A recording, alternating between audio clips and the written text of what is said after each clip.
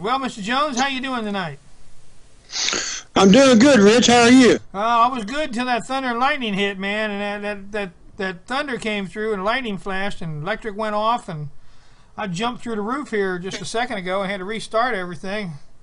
Oh, okay. I thought you got mad and just took your toys and went home. Yes, yeah. I'm done. I'm going home. Heck with it. I'm taking my football. I'm leaving.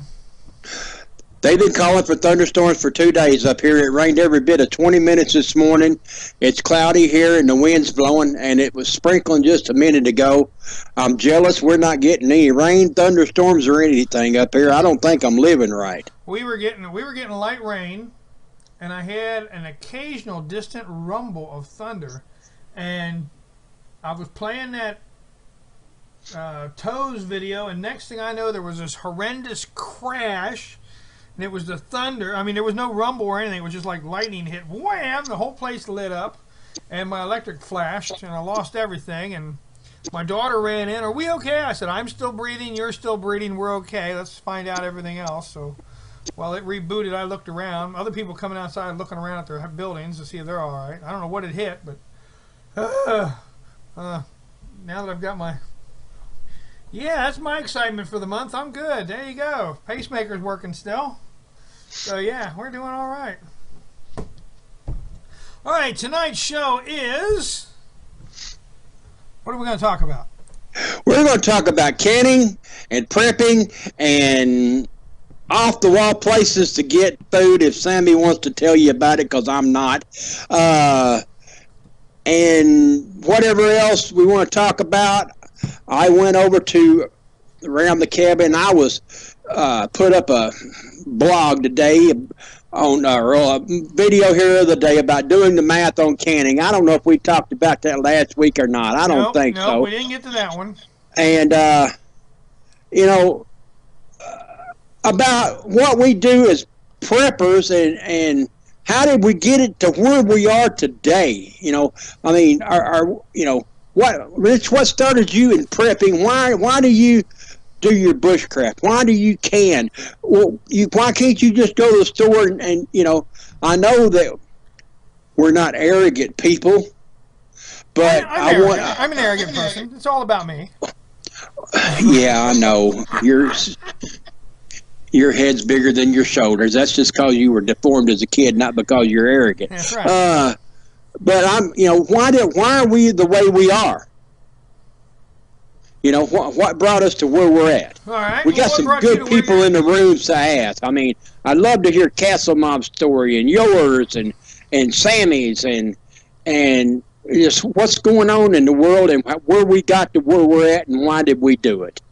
Well, we can do that. We can bring people in on Skype if they're on Skype, and we can bring people in via phone call if they want to talk to us. Just let us know in the room. If I have you on Skype, I'll bring you in. You can talk to us. And if not, you can always call in on the phone, however you want to do it. I want to say hello to Nancy Pelosi that made it into the room. Hi, Nancy. And secretly, I've got a crush on her. But I understand I've been watching everybody else. Everybody else got a crush on her also. So, let's see. Castle Mom says she's on Skype. All right. Well, let me twist this around here. I can do this. I don't see no video, Rich. Are we okay? Well, you don't see a video. No, not in the room. There's no video in the room? I'm looking at a black screen. Well, did you push the player to make it play? That might help, huh? Yeah. Are we coming through on video, people?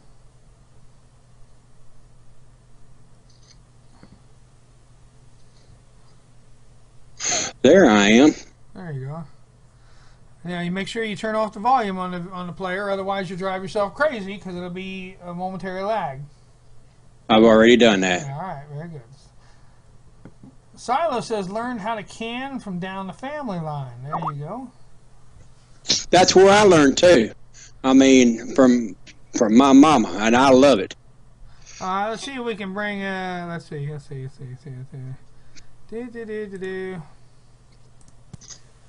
I'll bring Castle up in this. Hey, Castle, how you doing? I'm doing fine. How are you? I'm good. How's everything out on the West Coast? Rain.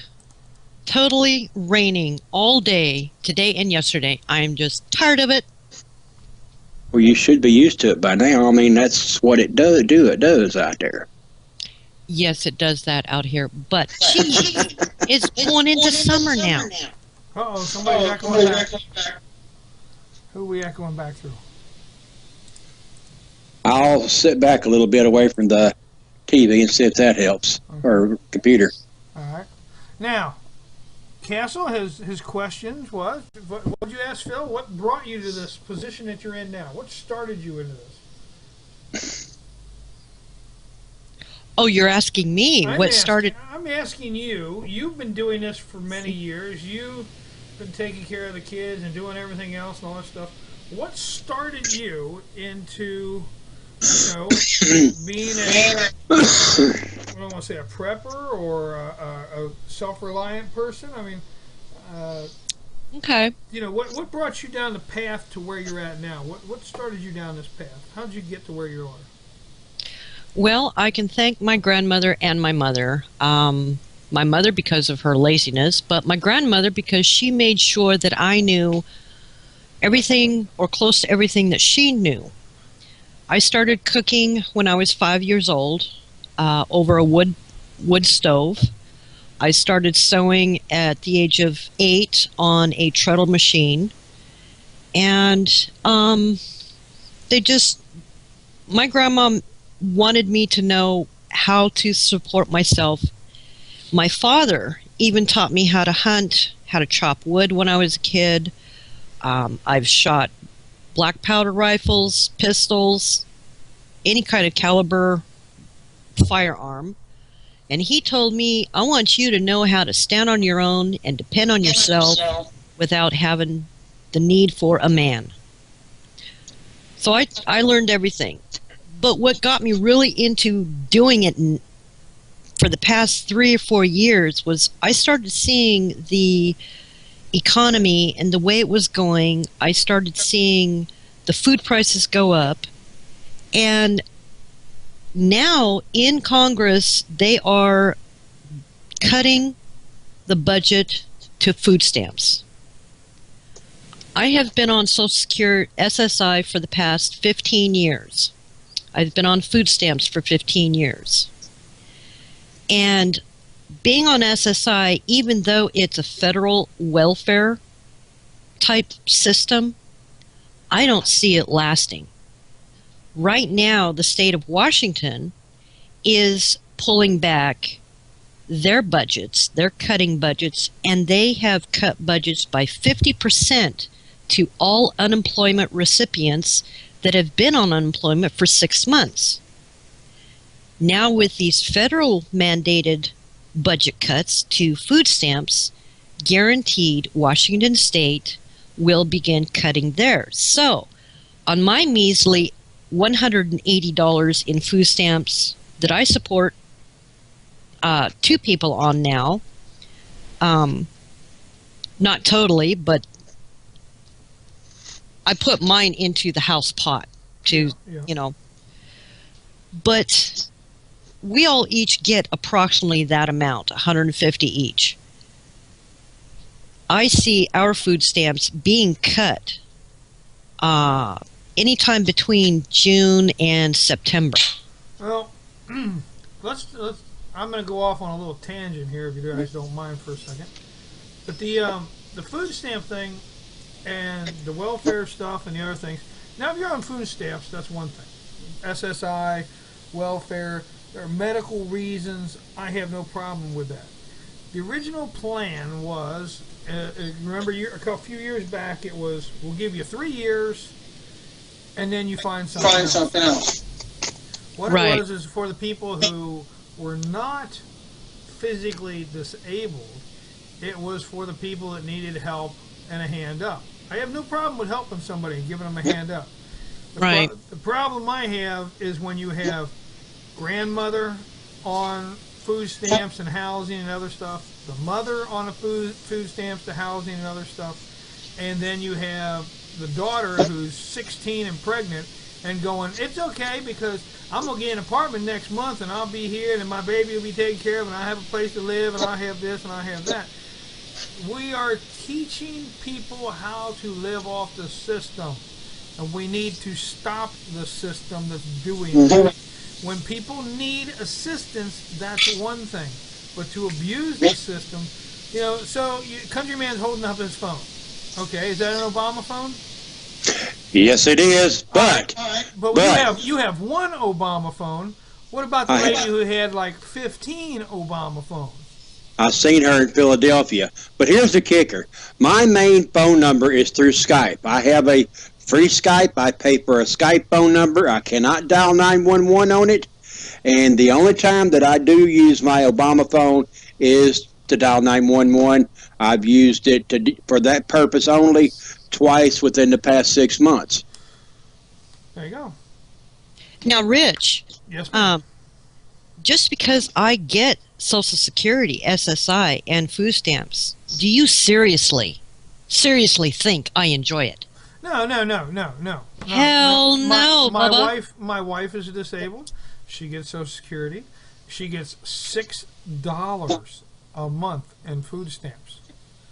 And, right. You know, so it's she was at the doctor's yesterday and other things like that. Would she rather carry a regular job? Yes. And being on Social Security, and being that she knows she can't do that, she has tried to work a part-time job. They make it so hard for somebody who wants to improve their life to even work a part-time job. If she worked over a certain amount of hours, and she wound up losing the job because they wanted to know if she could stay later and work and this and there. She said, I have to leave because if I don't, I'll lose my Social Security, and if I lose that, I lose all my medical, I lose this, I lose that. So she wants to work the full-time job, but she physically can't work the full-time job. But even though she's trying to become a member of society and help out and pull her own weight and do her own thing because she still feels that she can do some things, she's penalized for it. And that's not right either. That is not right either. No, it's not. And see, with SSI, I got a doggone commercial. Oh. Anyway, I don't know if anybody else is hearing the commercial. I'm not. But I'm not watching the player. Ah. Because if I watch the player, you guys will hear every commercial. So. Yeah, I don't like this frickin' thing. Anyway, well, I've got somebody working on it. What I was going to say was, myself being on SSI, if I went out to work, every dollar I make, I would lose from SSI. I don't get a certain amount of hours that I can work. I get taken dollar for dollar. If I make $700 a month, my SSI goes bye-bye. Well, but the point is, I know I cannot work in a regular job physically, which is why I'm going back to school so that I can gain knowledge to work online. Right. And that's part of my self-sufficiency, my self-reliance. I'm trying to teach myself a skill to where I can work and make money. But on the other hand, I am also stocking up. I am looking at sales. I go to thrift stores. I prepare. I've turned around and traded all of my electrical items for hand crank. Items that you do not need electricity to run, just in case. I've got wheat berry, I've got candles, lamps, you name it, I've got it. But because that's the main thing that started me, was seeing that I could possibly lose my income. I had to get myself prepared in many other ways than just food. Well, yeah. Myself, I've been raised this way. My folks always put back for a bad time, always put up the canned goods, always did we canned every year when I was a kid, and I was born on Air Force Base, and they actually had where at the commissary, the canned goods came in because I was born on an island. The canned goods would come in, and that shipment, the military in their great wisdom maybe send, a month load of green beans, and that was it. And so my mother would trade around with a couple of the other ladies, people who didn't like green beans, and she would get extra green beans, and she'd keep the cans. And then the next month when peas came in, or carrots came in, or whatever else, and she'd trade some of those for the other things she had, and she'd have a stockpile of different things. And then you would have people who would not have, they would eat everything they had that month, and they would have nothing for the next month. They wouldn't have anything put back. Even though they had enough there to keep, they wouldn't do it. They wouldn't take more than what they wouldn't take as much as they could get, and they wouldn't put up anything else that they could have. Well, my mother always put back, because being on the island, you didn't know the weather was going to be bad, and the helicopter couldn't make it, or the ship couldn't make it in, or whatever else, and we always had the extra food. I thought everybody lived this way. I thought everybody had pantries in their basements, and had everybody I knew when I grew up, we all had extra food and extra stuff put aside, and hand crank things. And we went from the islands back to the country, and they did the same thing in the country. I thought everybody did that. I thought everybody grew up and ran a trap line and learned how to fish, and did normal campouts in the woods. That was my way of life as a kid, and I thought everybody did it that way.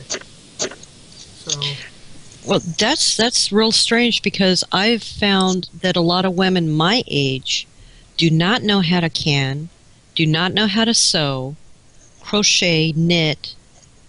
They don't even know how to cook. Well, my mother made sure that each one of us boys, before we left the house, we knew how to sew, we knew how to cook, we knew how to take care of ourselves. Because as she said, ain't no woman going to want some of you dummies. So she made sure that we all knew how to take care of ourselves before she turned us loose. And, after that, like your father did with you, my mother and father did with me, and that was just a way of life. Nowadays, the kid knows how to shoot a gun, but he does it because he's never owned a gun, never had a gun, but he knows how to do it by watching videos and playing shoot 'em up games on the computer and whatnot. I had a guy who's about 10 years younger than me. Oh, well, when you were a kid, you had a BB gun. I've never owned a BB gun. I haven't I don't either. know the first thing about a BB gun or pellet gun, except for what I've read. I've never owned either one of them. And when I was a kid, the first thing we got was a 22. Yep. And my dad got the 22. My older brother looked at me and said, "Now, Dad bought you the first box, which was like a box of 500, a brick or whatever we used to call it when we were a kid. We get 500 rounds." And he said, "You've got to buy the next ones from now on.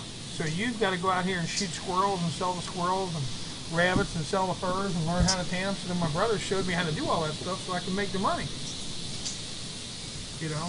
And they'd say, "You can't hunt this way, and you can't hunt that way, because those are my way and his way, but you can go over here and hunt."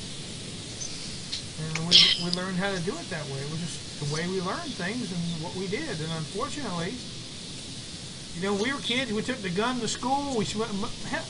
My daughter, 5 years ago, still had kids taking, my middle daughter, when she was in school, there were still kids going to high school, smelling like deer urine in the morning, and leaving their guns in their cars, or putting their guns in the principal's office as they walked in camouflage, smelling like deer urine from hunting deer season.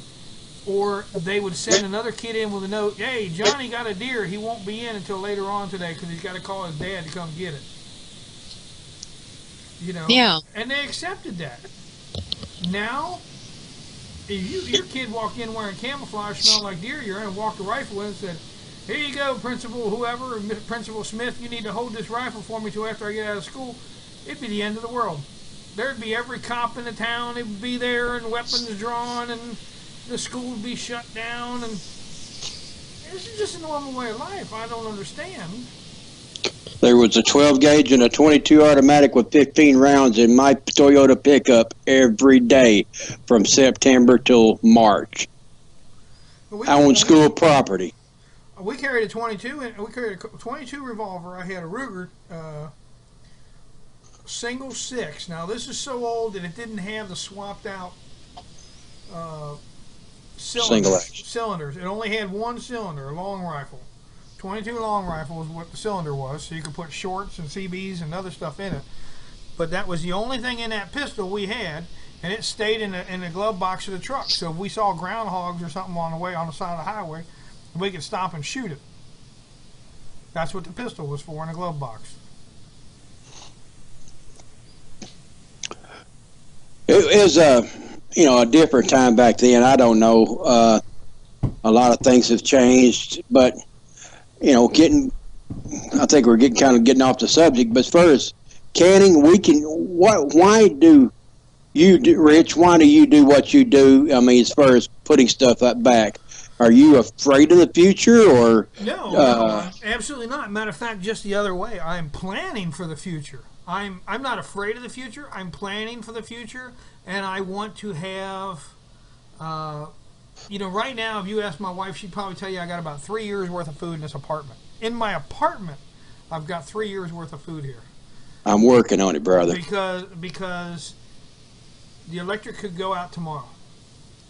I could miss a bill. The power could be shut down. We could be off grid. China could fire off a nuke and it might accidentally hit somewhere here in the United States. Yeah, there's a million things. Tornado could come through and wipe out the power plant. And you're not talking days. The local grocery store's only got a couple days worth of groceries. If you have a tornado come through, okay, and wipe out half of your neighborhood, other people are going to be rushing to hit them grocery stores and get the goods. Just as they do when it's bread and milk when the big storm comes through. All right? And people act crazy when there's a major problem. If there's a riot in your neighborhood, if there's a lockdown in your neighborhood, people go nuts. If it changes the way they live, they go crazy. So we want to have the ability to sit back in our house and look around. And I can explain this real simple. Wintertime comes every winter. I watch this. We get 6 inches of snow on the ground. People up north, 6 inches of snow is nothing. Here, just north of Cincinnati, 3 inches of snow. It is a blizzard. We are shutting down the city. They actually shut down roads, everything else. 6 inches of snow. There are highways closed down here, people. I mean, they go nuts. And at that point in time, everybody and his brother is trying to make it to the store to buy everything they can get their hands on. Whereas people come out, they shovel out, they're driving, of course they're spinning their tires and everything else. I have to get to the store. Why? Because I have nothing in the house to feed my children. Nothing? You have nothing. And literally they have absolutely nothing in the house. They live the McDonald's lifestyle. If they don't get McDonald's and eat it that day, they don't have it. So we sit back and I go, watch the crazy people. We sit here and watch and eat and enjoy ourselves and watch the idiots drive by. All I know is a friend out on the West Coast sent me a big old bag of yeast. I've got 10 pounds of flour here. Bread's not a problem, so I can make my own, and it tastes better than the store-bought. I do like the store-bought when I go to do sandwiches. It's a little bit more spongy.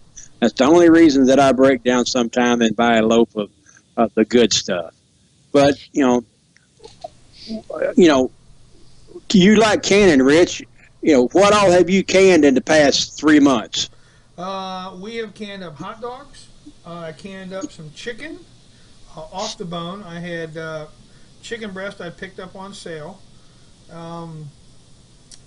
I'm dehydrating chicken tonight, right now as we speak. The dehydrator is running. I have chicken teriyaki in there dehydrating for chicken teriyaki jerky. We canned up, I did a soup mix that I didn't tell anybody about. I'm echoing through there. Good feedback. Wiggle your wire. Yeah. We did a soup mix that I did up that we canned, and we're going to see how that comes out. We haven't tried it yet, but we did up a soup mix with soup beans. It's got like 14 different beans in it, and did that up. And just the other day, I didn't can it, but I'm wondering if there's a way that I can can up yogurt cheese. Thought I've had today, and I don't know how Castle feels about that. If I can yogurt, can I do that? Will it stay the same? I do not think so. Well, if it's yogurt cheese, you can cheese.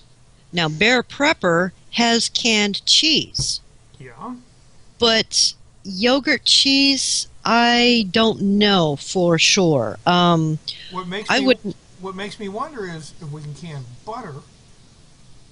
You can butter, yes. I know. I'm wondering about the yogurt cheese. I'm going to make some yogurt and the cheese and stuff, the powdered milk cheese after the first of the month.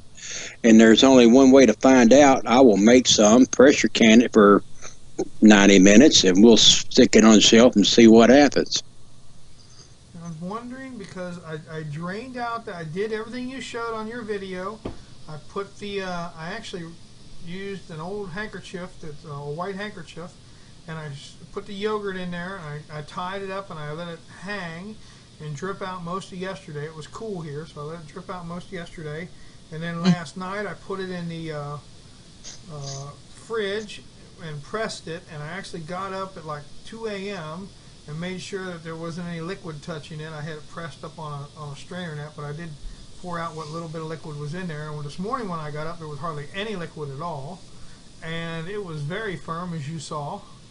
And I left it in the other room in the kitchen. It's in the refrigerator, and I'm in the back room talking with you guys, and I can't get from Studio B back into the refrigerator while I'm doing the show. So I don't have my yogurt cheese, and I'm upset. Well, if it gets dry enough, I don't see why. I know you can make parm out of it by putting it through the dehydrator. And have a. Yeah, that was another question. I wonder if I dehydrate it, what would happen with it?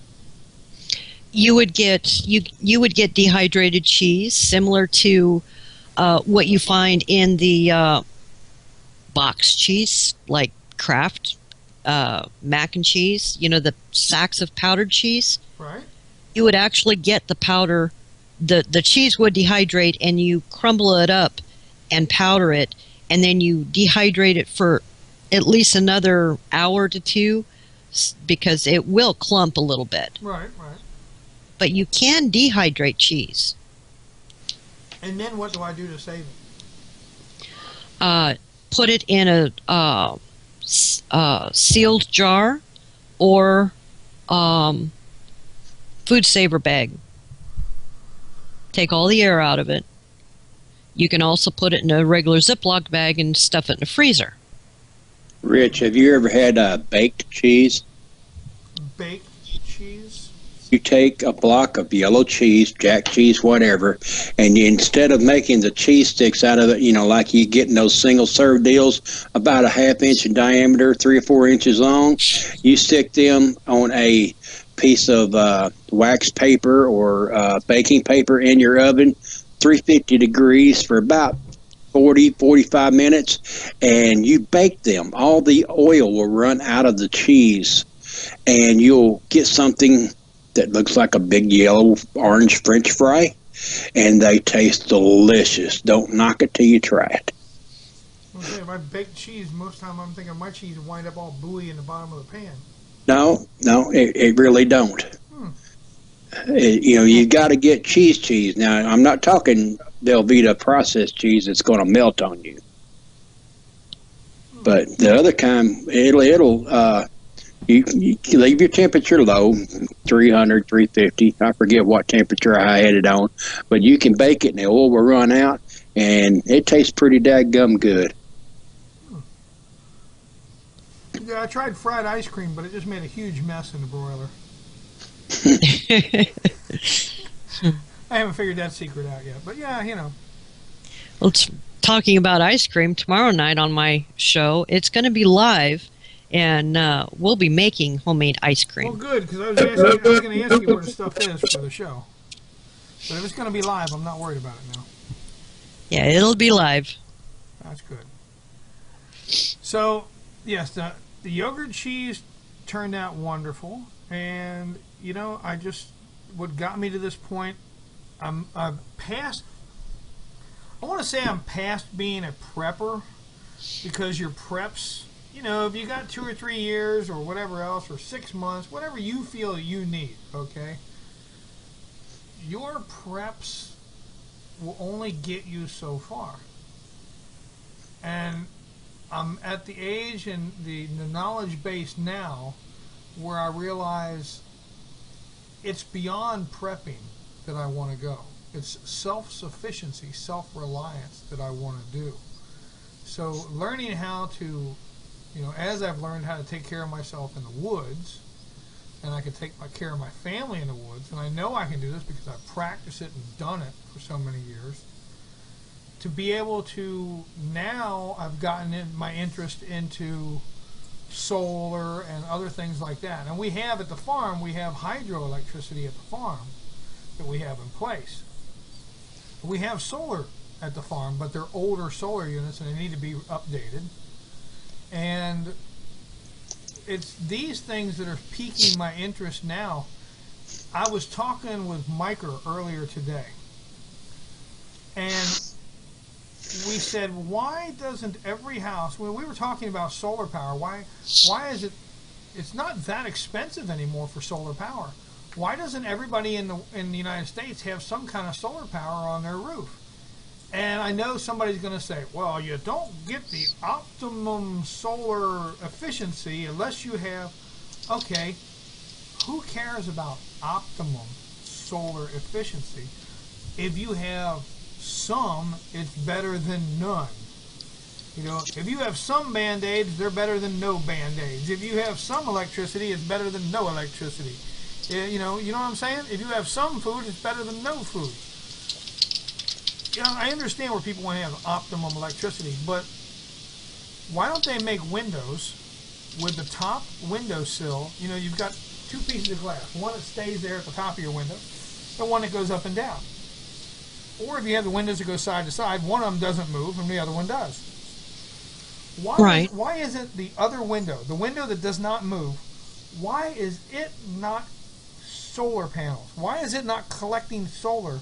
Even if it's on the wrong side of the house, it's still going to get something. It could be giving you something. It could be a little today and a little tomorrow. No, it won't make up for the one big charge, but it's a trickle. And if you had just a trickle of money coming in, it beats no money coming in whatsoever. Why aren't companies building this little solar into the windows that you could charge back into your house and use? Why is that not happening? Why do we have all these roofs sitting empty when you could be sitting solar panels on your roof? And they're not that expensive anymore.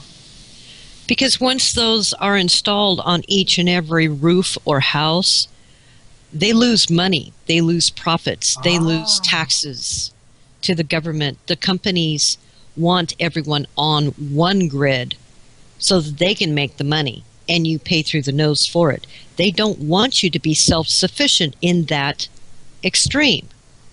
Well, I'm the kind of guy that if you don't want me to do it, I'm going to do it anyway. You know, and don't tell me no. Right. If it works out and it's a little bit better and it's a little bit easier on me, I want to do it. It's not that I'm mad, it's just the fact that I'm sitting here looking around going, you know, I've got to be able to put that solar panel, even if I don't attach it to the window, and it's not built into the window, what's keeping me from putting it against the window? Okay, I'm in an apartment building. I can't put it on the roof. What's stopping me from putting it, you know, on the balcony? I was talking to a man today. I was telling him about my camera that got the AAA batteries in it, and if I do a good 20-minute video, this thing just eats batteries. I mean, they go dead quick. Right. And he says, why don't you go to Walmart, get you a $5 solar light that goes outside on your, that a solar during the day and then comes on at nighttime. And I said, why do I need that? He said, they got a double or triple A battery in them. He says, take the battery out at night, stick it in your camera, use it till it goes dry, and then or runs down, and then put it back out in the yard the next day and charge it back up. Yep. I would have never thought of that, but he did. He's a good man. Yep. So that's what I'm going to do. That's the way I'm going to charge my. I'm going to get me like 6 or 8 of them, and so I pay $3-4. Let's say $4 a piece. If I get 6 of them, that's $24, and I've got 8 batteries. I can. Well, you can get better. You can get better batteries too. They're just rechargeable batteries. You can buy better batteries down the line and replace those batteries with even better batteries. Well, I think the ones that's in the solar lamps are nickel cadmium anyway. Yeah. So they're pretty good batteries. Well, it depends on how strong they are and whatnot. But yeah, you might be able to do that. You get what you pay for, but hey, if you're poor, you're living on a budget, that's one way to charge your batteries, and you don't have to go out and buy batteries every week. That's true. A little trickle is better than nothing. You'd be surprised what you can get away with, and doing without and everything else. I plan on this next month. I've done my budget. After bills, I got an extra $75, so I'm going to put all that toward meat. And this coming month, I'm going to do some major canning if I can find it on sale. I'm not going to go down there and whatever's on sale toward the first of the month, and it's on sale, I'm not going to buy it.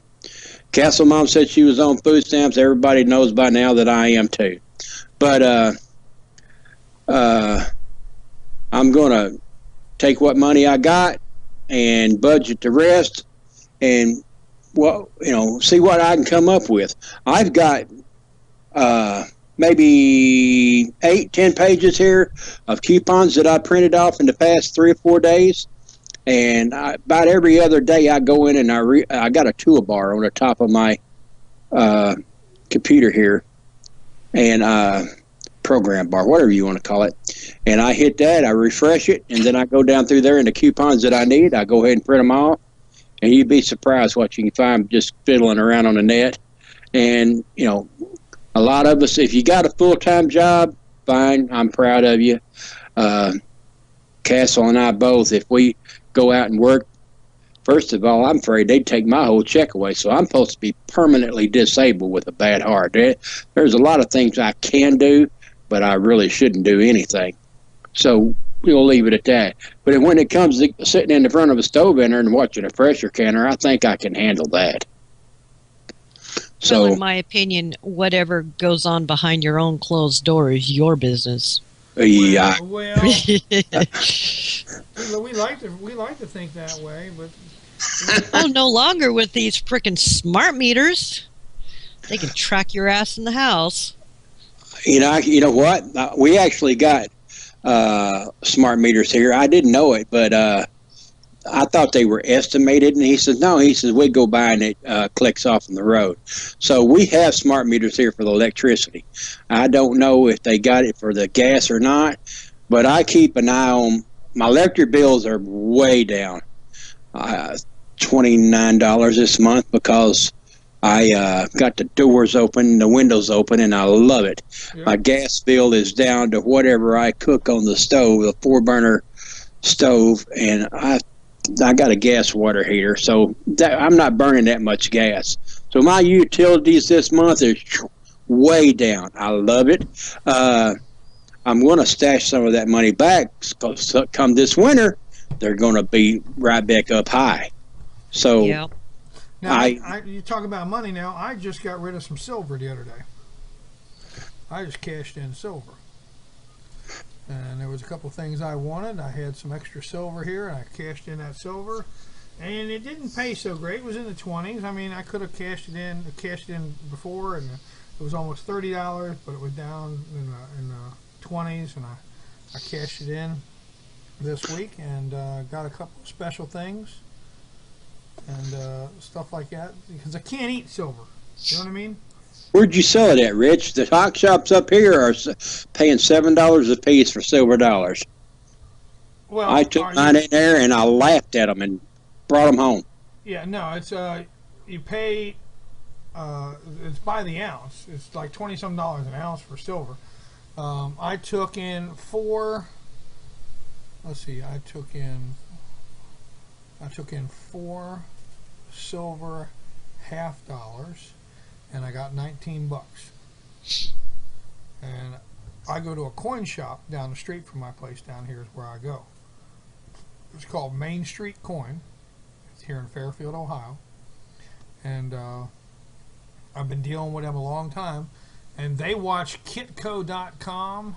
They watch Kitco's spot price, and they will pay you, you know, what the price is for your silver. Because their game is, if they buy the silver and gold, it'll go up and whatnot. Now they'll sell you silver. I think they sell it to you $1 over spot, but you buy it, or they'll buy it from you at spot. So that Kitco.com, you're talking about it, and I'm looking up the link. I just dropped it in the room. Yep. You can get up to date, up to the minute silver, gold prices on that website right now, anytime. I walk in there. They buzz me into at the place I go to. They buzz me in. I walk in, and they take care of you. They'll pay you that. They take a picture of your ID and everything. Well, they normally do that everywhere now, but they take a picture of your ID and they say you sign the paper and you take your money and leave. And it doesn't affect you until you start getting big money for silver or gold, when they start wanting to know who you are and whatnot, and then you got to start worrying about how you're going to buy that stuff. So buy and sell it real cheap, and if you can buy it off an individual, even better. But I sold it and I got $19 for $2 worth of silver. $2 worth of American money, which was actually silver, pre-war silver, silver coins. And so, like I said, I got $19 for those 4 coins. And then I took down an old silver necklace that I had got out of the ground with my metal detecting and a couple other silver coins, and I took them down and I got $36. And see, that's you know, a lot of quote end quote preppers will go and buy silver, but why not do it the cheaper way and the backdoor way? Go to all your thrift stores, Goodwill, Salvation Army, all those different thrift stores. Buy up their silver jewelry. You can even try antique shops. Well, around pick here, up their jewelry and then go turn it in. Around here, they already beat you to that. Yeah, that's They people were doing that 4 or 5 years ago. Yeah, they wait by the door for the door to open every day, and then they go charging in and go back to the silverware and stuff. They're already into that. Wow. There'll be 2 or 3 of them hooked together, and they've already got it. One person goes to the jewelry, one person goes to the silverware, and the other person runs up and down the aisles looking at the silver stuff that could be silver candlesticks or something like that, and they snag them off the shelves. They hit them every day in the morning. If you want to get into semi-precious metals and stuff, you go on eBay and put up bulk pennies for sale and see what you come up. There's rolls of pennies. Anything below, I think it's 59. All the Indian heads are solid copper. Yeah. A real penny nowadays is just I think it's zinc, ain't it, Rich? Yeah, it's got stuff inside it. Yeah. Yeah, zinc on the inside and then copper on it. It's just what they call gold metal flake, copper metal flake on the outside of copper. Yep. But you take them copper pennies and copper. There's 3 cents worth of copper in a copper penny right now. They're going to do away with pennies because it is actually too expensive to make them. I know people who have buckets of old pennies, and they're waiting for them. They can't do anything with it because it's legal tender still. You can't cash it in for the copper value. So what they're waiting for is the government says they're going to do away with pennies, and when they do, and they no longer consider the penny legal tender, They will It's take the fair copper trade, down yeah. and trade it in for copper. Now, the other way that I go cheap for silver and gold and stuff like that is I metal detect. I took the money and I had and I bought a metal detector, and I go around and I metal detect old houses, playgrounds, pool areas, parks, especially older parks, and fishing areas and around lakes and everything else. I've gone, when the wintertime comes, I'll tell you, give you guys a hint. When the wintertime comes, the lakes get drained out, the pay lakes and the other lakes get drained out and they go down low. I go and walk the edges and get all the fishing lures. I take a pair of pliers and a bucket and I get all the fishing lures I can. I pick them up, I bring them back, and then I sell the fishing lures for 50 cents a piece at a yard sale or flea market. And the lead from the sinkers and everything, they're, first of all, they're getting to where you can't even get them no more. And if you can store up any kind of lead. The lead weights on truck tires are not even solid lead anymore. They're getting rid of them. But you know, if it comes to in a significant life-altering situation, aka SHTF, and we need lead for shotgun shells, where you gonna get them at? Drain a lake, got a low lake, go get the lead around it. You know, with a metal detector, Rich, you can make a killing right there. Oh yeah, and half time I don't have to even look for them because usually they're stuck on the branches just under like 3 feet out from the shore. And once they drain the water down a good 8-10 feet, I just get down there and walk on the dry part, look back at the shore, at the branches that are stuck underneath the ledge of the lake, and get all the lures and everything else that's been stuck right there. Now the other thing I found funny. Now show says no pennies here in Canada. I have an English. What's the equivalent to a 50-cent piece? It's a half a crown. I have a half a crown, an old half a crown, like 1940 something, half a crown. They looked at me and said, "I'll give you 5 cents for it." I bet they will. That's what they wanted to pay for it. Well, it doesn't do them any good over here. But it's silver content, is there not? No silver in it. Now, do you know that some older Canadian quarters actually are silver? I do. And you got Mexican money that's silver. Yeah. Some of the, 10 and 20 pesos are silver. We find Mexican money around here a lot more with people moving up from Mexico and other stuff like that. They're not their pesos and stuff aren't any good. They throw their pesos and other things out on the ground. Looks like a very small penny. But you pick enough of them up, you can take them down to the exchange, and that's what I do. I hang on to all the foreign money that I find, take it all downtown to the actual money exchange they have downtown, and you can trade it all in for U.S. money. Mexicans won't put a centavo in their pocket. It ain't worth their time. You need a wheelbarrow load down there to even buy anything. Right. So when they get it back and change, they usually throw it on the ground. If they get it in America, if they get a penny in America, they'll throw it on the ground. It's just their culture. It ain't worth their time and making their pants sag on one side to carry a pocket full of them. And I snatch them up every time. Oh, I'm awful fat, but I ain't that fat that I can't bend over and pick up a penny. My mama would come back from out of the grave and haunt me if I didn't do that. Now, I roll my own change. What about you guys? Definitely. They got these machines you can go in and pay 9 cents on the dollar for them to tally up your change so that you can use it right then and there back in the store. So they take 9 cents on the dollar, and I said, you know, I can go over here and say, excuse me, to any bank, even if I don't bank there, and go, can I have some rolls? And I just count them out here and stack it up. So usually when I'm waiting for a video to load, I'm rolling money. So, yeah. Somebody's flipping around. Phil's messing with his thing. There we go. Well, I'm froze on the picture I'm looking at, so I thought I'd refresh my video. Well, you ain't getting any better looking. Oh, man. Well, it's 9:01. We've did a show already with the different things we've been talking about. What would you like to close the show with, Phil? If I can do it, anybody can. Watch for some videos that I'm going to be putting up on YouTube and in the Around the Cabin this week, or well, give me a week and a half, 2 weeks. I'm going to can me some meats, and I am going to do the math on them. I wish we'd got around to that. We got a kind of off subject tonight, but on the pinto beans and everybody check out that video and leave a comment on around the cabin on you did YouTube. Get one comment back that I know of that was I think it was on Facebook, on what you put on Facebook, and they said something about didn't understand the count of the pinto beans, but I don't understand what they were talking about. But you have to check Facebook, see what they say on that. Okay. Well, you guys have a good night. I'm going to say hello to Willie, and Sam, he text messaged me and told me he had to go to bed early. Big Dirt, don't be a stranger, but you can be strange.